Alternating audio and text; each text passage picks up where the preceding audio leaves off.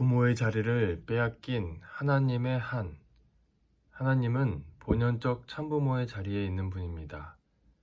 참부모가 되어야 할 하나님이 부모의 자리를 빼앗겨 버렸기 때문에 창조 이상의 본연적 기준에서는 없었던 일이 생겨났습니다. 이 창조 세계에 있을 수 없는 것이 생겨난 것을 창조주 대신 하나님은 간섭할 수 없고 그것을 책임지고 소화할 수 있는 입장에도 서지 못한다는 것입니다. 하나님은 원수한테 왕좌를 빼앗겼습니다. 하나님이 영광의 하나님이 못 되어 서름의 역사를 갖고 계십니다.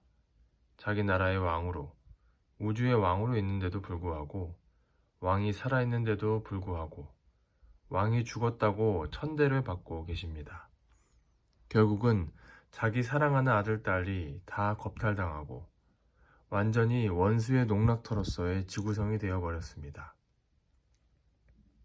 인간 조상의 타락으로 하나님은 사랑하는 자식을 잃은 부모가 되었습니다. 자식이 감옥 생활을 하는데 영광을 누리는 부모가 있겠습니까? 하나님의 심정은 한없이 아픕니다.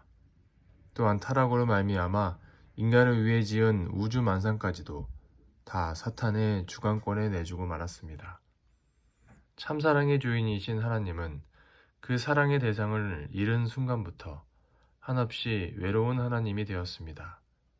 만유의 주제자로서 능권을 한 번도 주장해보지 못하였습니다. 못난 타락인간도 다 자기를 자랑하고 사는데 하나님은 창조주의 위상을 한 번도 세워보지 못하였습니다.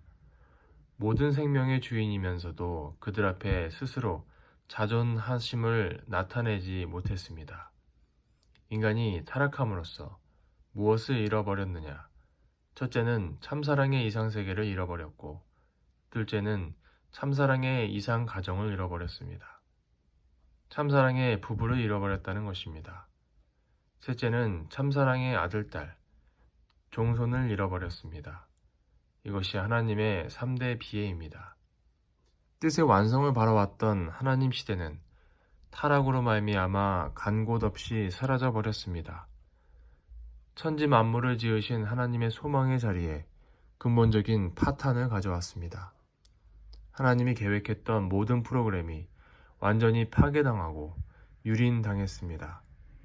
영원한 사랑의 이상 대상권이 파탄당했다는 것입니다. 순수한 본질적인 사랑을 지닌 하나님이 이상적 대상으로 그리던 아담해와가 타락하여 떨어져 나갔을 때 하나님의 마음은 지극히 슬펐을 것입니다. 지극히 비통했을 것입니다. 기독교에서는 하나님이 영광 가운데 있는 심판주로서 지옥 보내고 천국 보낸다고 합니다. 세상에 제일 불쌍한 분이 하나님입니다. 제일 비통하게 몸부림치면서도 광명한 천지가 흑암의 지옥으로 떨어질 수 있는 것을 극복해서 거기에서 몸을 가누어 눈을 뜨고 의식을 갖추어서 죽었지만 이 자녀들을 다시 살려놓겠다는 마음을 가지신 하나님입니다. 인간과 영원히 같이 있어야 할 하나님이 그 인간과 갈라설 때 그 비통함과 억울함과 분함과 서러움이 얼마나 크셨겠습니까? 인간은 온 우주를 주고도 바꿀 수 없는 하나의 사랑의 기질을 바라 성숙해서 평형선상에서 종행이 결합할 수 있는 하나의 축을 이루어야 했습니다. 그랬으면 그것이 하나의 기준이 되어 천지의 모든 만물의 측정 기준이 될 수 있었습니다. 그 사랑에 인연된 모든 것은 어디서나 다 맞게 되어 있습니다. 하나님도 자기 사랑의 상대가 자기보다 잘나기를 바랍니다. 그 사랑의 상대가 인간입니다. 그런데 인간의 특권적인 가치를 상실해버리고 허덕이는 무가치한 인생을 바라보는 하나님의 내정적인 심정이 얼마나 비참하겠습니까? 저들이 본래는 내 사랑과 내 생명과 내 혈통을 통해서 직계자식이 되어 하늘나라의 승리적 영광을 차지할 것인데 패자의 탈을 쓰고 신음과 고통과 탄식과 절망 속에서 허덕이다 생명을 끊는 자리에 있다는 것입니다. 그것을 바라보는 하나님이 얼마나 기가 막히겠습니까? 그렇게 슬픈 하나님입니다. 여러분은 자기보다 더 분한 입장에 있는 사람이 위로하게 될 때는 위안을 받을 수 있습니다. 하나님은 누구보다도 더 비통함을 겪고 계시기 때문에 그 하나님을 누구도 위로할 수 없습니다. 시작도 하나님 자신이요, 끝도 하나님 자신이기 때문에 그 마음 가운데 맺혀 있는 원한을 어떻게 푸느냐 하는 것이 하나님의 내정적인 사정입니다. 하나님은 이런 사정을 품고 지금까지 복귀 섭리를 해 나오셨습니다. 영계는 시간과 공간을 초월한 세계이기 때문에 6천년 전의 슬픔도 역사시대권 내에 영원히 남아지는 것입니다.